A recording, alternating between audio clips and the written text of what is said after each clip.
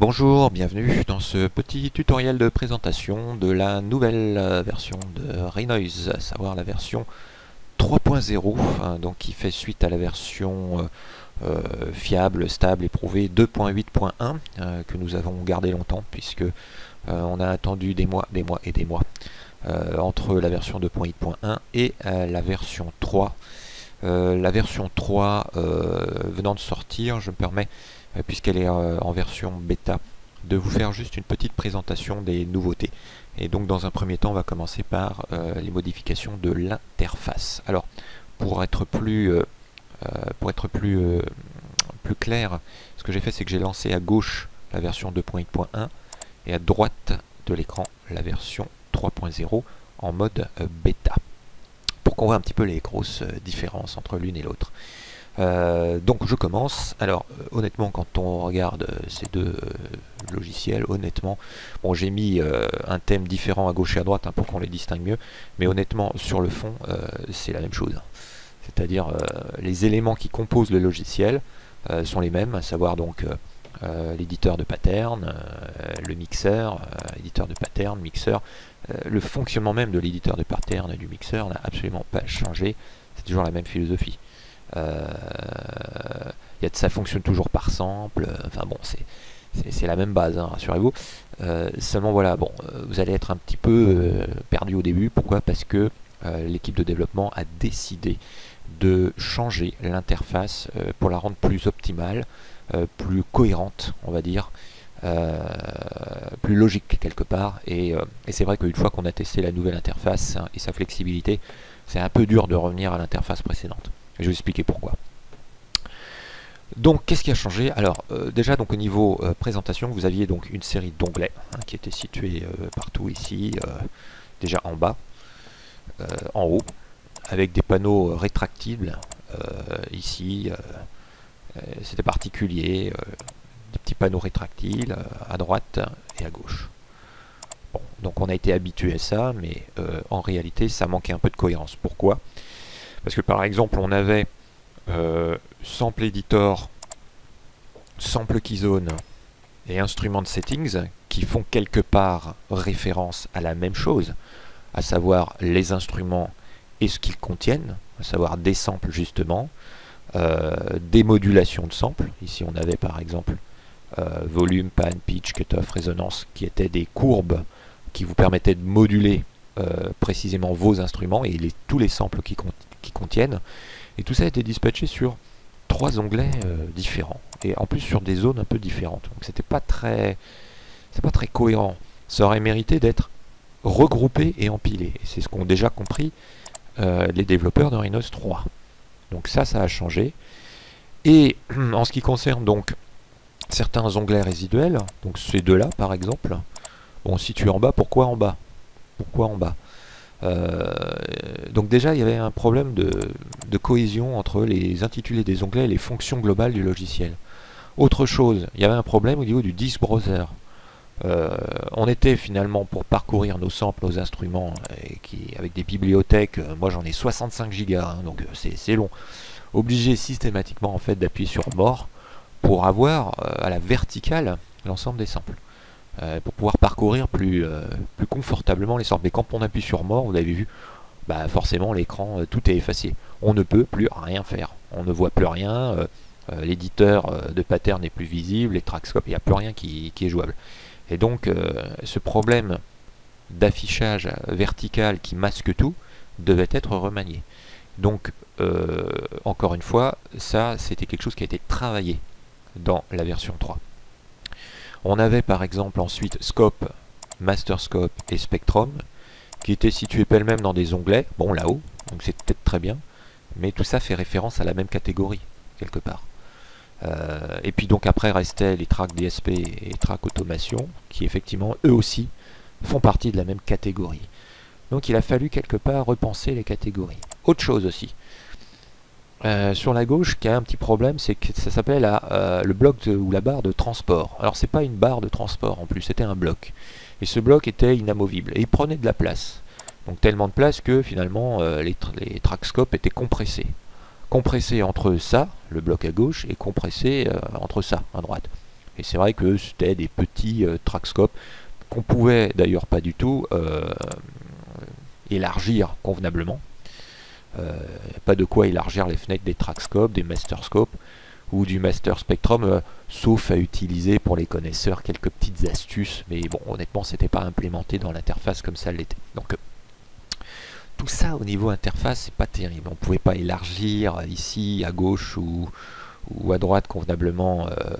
On pouvait pas enfin élargir sur la partie verticale comment dire, la liste des instruments, donc ce qui nous obligeait à la faire défiler molette de la souris, donc c'était pas très intuitif.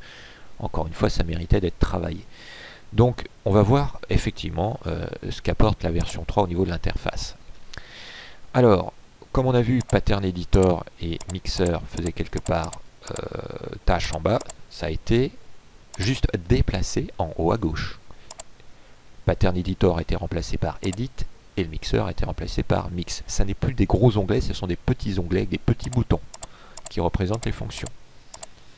Bon, c'est très facile de s'y adapter. Le Mixer, dans sa philosophie, n'a absolument pas changé, comme vous pouvez le constater. Le Pattern Editor non plus. On avait dit tout à l'heure que la section Sample Editor, Sample Keyzone et Instrument Settings avec les modulations des samples par enveloppe, ici, ça faisait un peu partie de la même catégorie. Donc, ça a été tout compilé, tout rassemblé dans la section Sampler. Alors la section Sampler, c'est pas sample, hein, Sampler, R à la fin. Un sampler, c'est justement, normalement, un logiciel qui rassemble tout ça, tout ce qu'on a vu là au niveau de ces trois onglets. Donc finalement, une grosse catégorie sampler a été créée, c'est la nouveauté, dans laquelle on empile les fonctions d'un sampler. Donc soit un éditeur de samples, donc l'éditeur est là, la liste des samples est là. Et d'ailleurs une prévise du sample, toute petite, est située ici. Les modulations du sample sont situées en dessous, ici. Et donc par exemple vous aviez l'habitude d'utiliser une enveloppe de volume par exemple, une enveloppe pour le panning par exemple, une enveloppe pour le pitch par exemple. Et bien là l'intérêt c'est que au lieu d'avoir une enveloppe par instrument, vous avez une enveloppe modulable par sample. Donc par exemple, vous pouvez assigner 54 samples à un seul et même instrument. Et vous pouvez assigner une enveloppe de modulation par sample. Donc c'est extrêmement modulable, extrêmement enrichi. Et sachez que vous pouvez en outre placer les samples de manière extrêmement précise sur chaque touche du clavier. Donc ça c'est super génial. Donc on a au fond un clavier et un concept d'instrument Renoise hyper enrichi. Donc je ne vais pas rentrer trop dans le détail, parce que là je dois vous présenter simplement l'interface, ce qui a changé entre l'ancienne et la nouvelle interface. Mais disons que vous allez retrouver donc vos modulations d'instruments natifs Renoise, un peu empilées, compilées dans ces zones-là, waveform, modulation et effet. On verra ensuite les nouveautés après, mais c'est tout ce que je vais vous montrer, c'est où ça s'est déplacé en fait. Bon.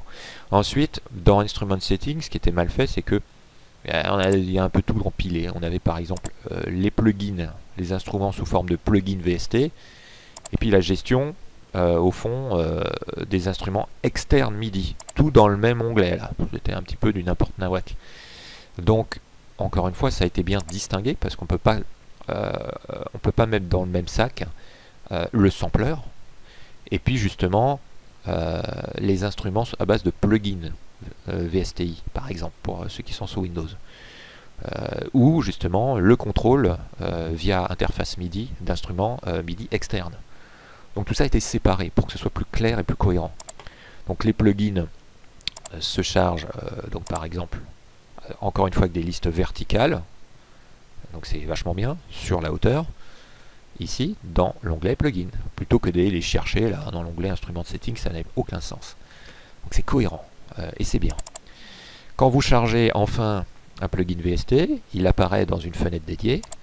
Et ce qu'il y a de super, c'est que vous pouvez enfin pas être enquiquiné au moment où vous faites votre édition de pattern par cette putain de fenêtre de plugin et d'édition de plugin personnalisée qui est scotchée ici à cet encart. Vous voyez, c'est bien, c'est super bien. Parce que au moins, parce qu'avant cette fenêtre finalement gênait. Elle apparaissait en dessus de l'éditeur et c'est extrêmement gênant. Si vous voulez quand même conserver cette espèce de fonctionnement d'une fenêtre qui apparaît quand même sur l'éditeur de pattern, il suffit de cliquer ici sur cette petite icône qui dit Enable to pin external plugin editor to Renoise window. Bon, en gros, je traduis en français, vous permet quand même d'attacher cette fenêtre, voilà, de la détacher, de faire en sorte qu'elle ne soit pas scotchée à cette fenêtre d'édition. Mais moi personnellement j'adore ça, parce que ça me gêne absolument pas pour faire mes petites affaires.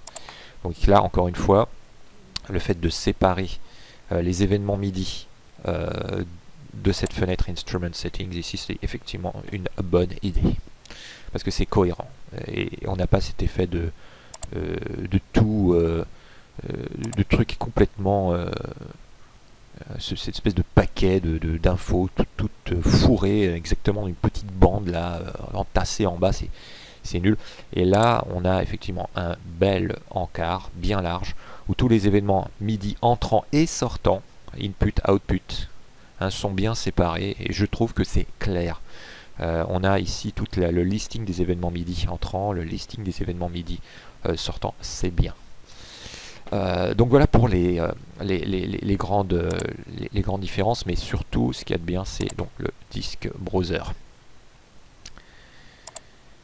Alors le disk browser, donc ici sous forme horizontale, et donc très chiant.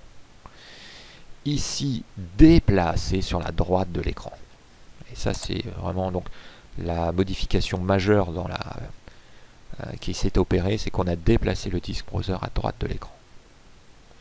Et donc on perd plus le focus sur ce qui se passe sur l'éditeur de pattern pendant qu'on est en train par exemple de télécharger des samples et de remplacer un sample pendant qu'on édite la compo. C'est ce qui s'y posait problème avant. Le fait de perdre le visuel sur les trackscopes, sur le mixeur, sur tout en fait, pendant qu'on était en train de changer quelque chose au niveau des samples, charger, sauver, faire des choses. Là vraiment on n'a pas de perte de visuel, et on a toute la flexibilité verticale qu'on attend de ça. Donc ça c'est bien. Donc on retrouve exactement la même philosophie qu'il y avait à l'horizontale, mais au niveau vertical. Mais c'est pas fini. C'est pas fini. Donc en ce qui concerne track DSP et automation, ça reste toujours quelque part logé en bas, puisque c'est toujours gérable en bas, et donc il n'y a plus des onglets, il y a des boutons. Mais sinon c'est la même chose. Et quand je disais c'est pas fini parce que cette interface qui était donc, on l'avait dit, rigide, trop rigide, on ne pouvait pas modifier la taille des courbes automation, on ne pouvait pas faire grand chose, et ben enfin elle est beaucoup plus flexible. Exemple. Ici, vous voyez, hop, je peux enfin augmenter, diminuer ce truc là à ce niveau là. Je peux enfin augmenter la taille de la fenêtre des instruments de haut en bas. Je peux enfin augmenter ou diminuer la taille à la verticale des track scopes, chose que je ne pouvais jamais faire avant. Et cerise sur le gâteau, je peux enfin augmenter ou modifier la taille des courbes d'automation en bas. J'avais jamais assez de place, j'enculais les mouches. Avec Renoise 3 c'est terminé. Donc on a en hauteur comme en zoomant en largeur enfin toute la place disponible pour éditer finement et précisément les courbes automation. Donc là le côté augmentation à la verticale de la taille des fenêtres, ça c'est bien. Donc bien sûr toujours on élargit ici aussi, et si on élargit trop, hop, ça supprime. Il faut cliquer là ensuite. On a toujours la possibilité de supprimer certains éléments. Donc ici par exemple on supprime la fenêtre des instruments, ce que je ne trouve pas très intéressant à faire parce que c'est très utile. On a la possibilité donc de switcher, alors pour tout ce qui est visualisation en temps réel de l'activité audio, on switch donc des trackscopes au spectrum ici par un simple bouton qui représente le spectrum. Attention aux masterscopes ici, on ne trouve pas le bouton, et pour cause c'est planqué ici. Masterscopes, c'est showscopes en fait, ici. Bon, alors c'est une sous-partie du Spectrum. Honnêtement, j'aurais pas mis ça comme ça, mais c'est pas grave. Nous avons donc le bloc ici de la barre de transport qui a effectivement qui compressait les visualisations centrales, qui a été dégagé de cette position pour être transformé en une seule et unique ligne de barre de transport ici. C'est les mêmes infos, sauf qu'elles sont aplaties à l'horizontale. Mais sinon, au niveau du comportement, ça change absolument pas. Donc voilà, une interface remaniée, plus flexible, plus cohérente finalement, moins fouillis, moins fourre-tout, et notamment au niveau Instrument Setting, Sample Keystone, Sample Editor. Et donc dans la prochaine vidéo, on va voir précisément les nouveautés, les vraies nouveautés, les plus, les ajouts justement dans cette section sampler. Qu'est-ce qu'il y a de vraiment nouveau? Qu'est-ce qu'il y a en plus? Où est toute la nouvelle puissance de Renoise 3? On va voir, et vous allez voir que c'est sous le manteau, c'est vraiment une petite révolution dans le moteur de playback. A bientôt.